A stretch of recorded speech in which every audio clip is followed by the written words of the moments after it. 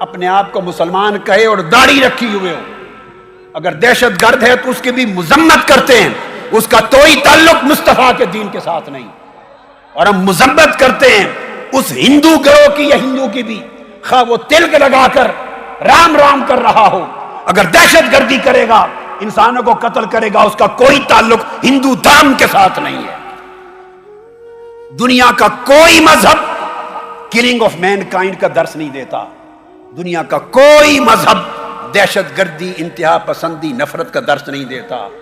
جس محبت کا، امن کا، انسانیت کا، حقوق کا، رحمت کا درس قرآن اور سنت مصطفیٰ اور اسلام میں ہے، میں نے خود محبت، امن اور آشتی اور پیس اور ہارمونی کا درس بھگوت گیتا میں بھی دیکھا ہے، پڑھا ہے۔ میں نے محبت، امن اور آشتی، ہارمونی کا درس رامائن میں بھی دیکھا ہے، میں نے ویداز میں بھی دیکھا ہے، رگ وید میں دیکھا ہے، یجروا وید میں دیکھا ہے، اتھروا وید میں دیکھا ہے، سامہ وید میں دیکھا ہے، میں نے مہاویر سوانی کی تعلیمات میں بھی امن اور محبت کا درس دیکھا ہے، میں نے مہاتما بدھ کی تعلیمات میں بھی محبت کا درس دیکھا ہے۔ ارے دنیا کے کسی مذہب کی کسی کتاب میں نفرت، دہشت گردی اور انتہا پسندی کا درس نہیں۔ انسانیت میں یہ درس کہاں سے آ گیا؟ اٹھو بنی نوع انسان، مل کر سارے کے سارے دہشت گردی کے خلاف صف آرا ہو جاؤ اور پوری دنیا میں امن اور محبت کے پرچارک بن جاؤ۔ حاضرین محترم، یہ میرے انڈیا کے ٹور کا ایک مقصد ہے، تاکہ امن کا پیغام ہر جگہ پہنچاؤں۔ یہ پیغام انسانیت کی سطح پر ہے۔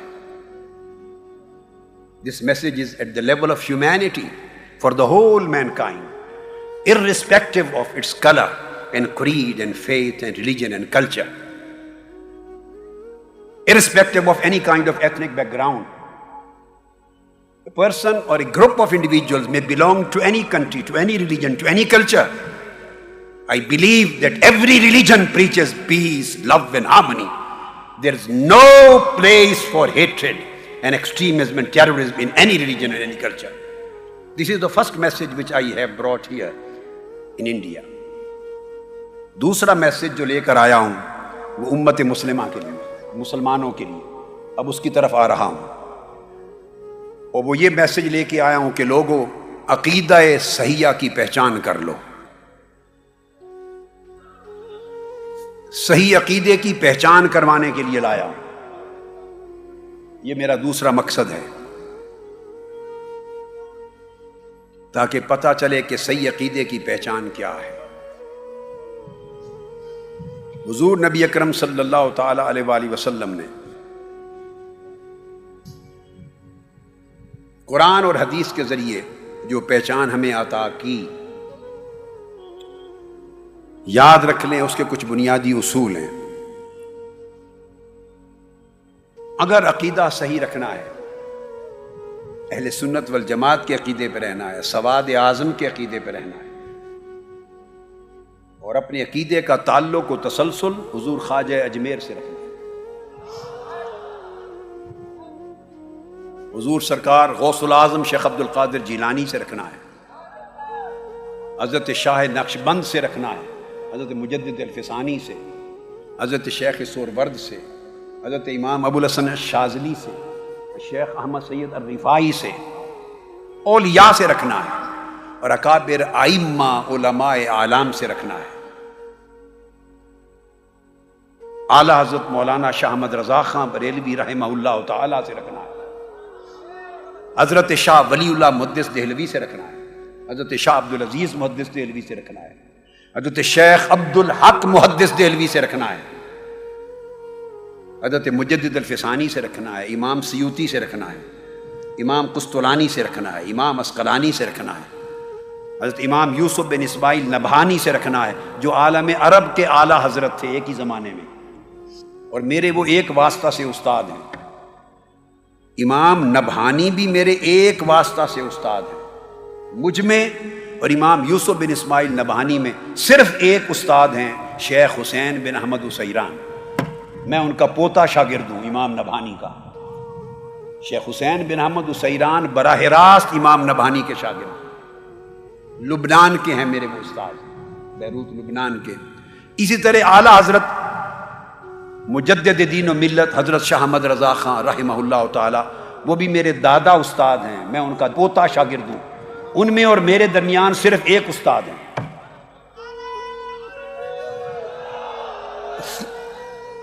میرے استاذ حضرت مولانا ضیاء الدین مدنی ہیں. 1963 میں نے باب عبد المجید کے سامنے جب ان کا گھر تھا تو تلمذ اختیار کیا، اور وہ اعلیٰ حضرت کے براہ راست شاگرد اور خلیفہ. میرے ایک اور استاد مولانا ابو البرکات سید احمد القادری الالوری ہیں، وہ براہ راست اعلیٰ حضرت کے شاگرد ہیں. ایک واسطے سے میں اعلیٰ حضرت کا شاگرد ہوں. میرے اساتذہ میں ایک اور مولانا سید عبد المعبود جیلانی ہیں، جو 165 برس کی عمر میں جن کی وفات ہوئی، وہ اعلیٰ حضرت کے تلامذہ میں سے تھے. تو میں عرض کر رہا تھا کہ پھر قاضی ایاز سے تعلق رکھنا ہے، امام غزالی سے تعلق رکھنا ہے، امام رازی سے تعلق رکھنا ہے.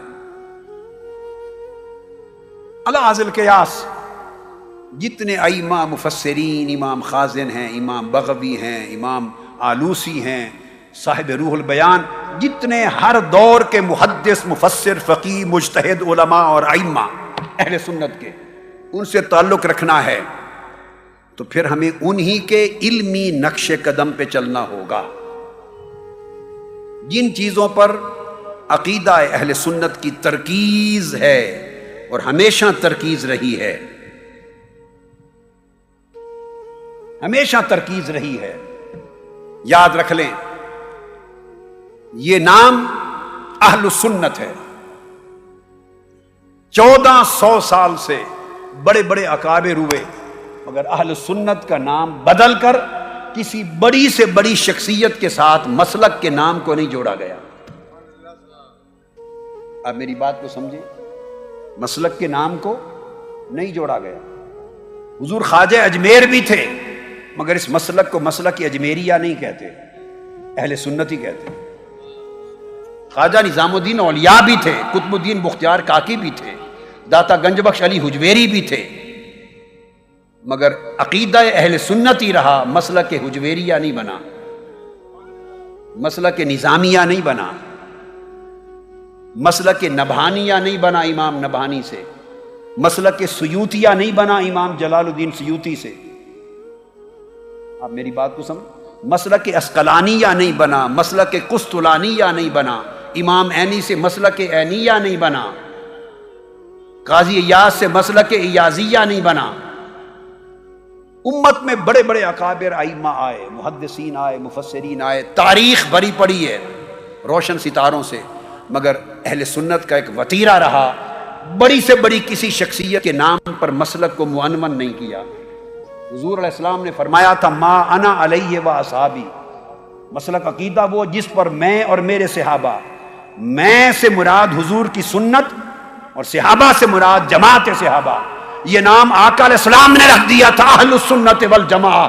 اب قیامت تک اس مسلک کا نام بدلنا حضور کے رکھے ہوئے نام سے انحراف کرنے کے مترادف ہے، آقا علیہ السلام سے انحراف کرنے کے مترادف ہے. اگر آپ یہ کرنا شروع کر دیں، نسبت اساتذہ جو چاہیں آپ کے ہوں میرے بھی ہیں، شیوخ جو چاہیں ہوں، جس سلسلے سے چاہیں منسلک ہوں، جس مدرسہ میں چاہیں پڑھیں، میں اصول سمجھا رہا ہوں آپ کو. انڈیا میں جس کسی عالم اور بزرگ سے چاہیں عقیدت رکھیں، یہ سب کچھ جائز ہے، مگر مسلک کا عنوان کسی بھی شخصیت، استاد اور شیخ اور پیر اس کے نام پر معنون نہیں ہو سکتا.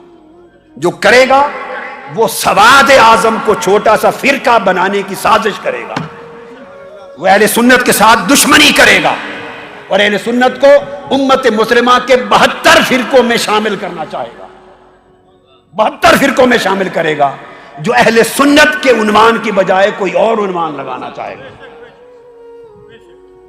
آقا علیہ السلام نے فرمایا یہود میں 71 فرقے ہوئے، نصارہ میں 72 فرقے ہوئے، حدیث پاک. میری امت میں 73 فرقے ہوں گے. جتنے فرقے ہوں گے جہنم میں جائیں گے.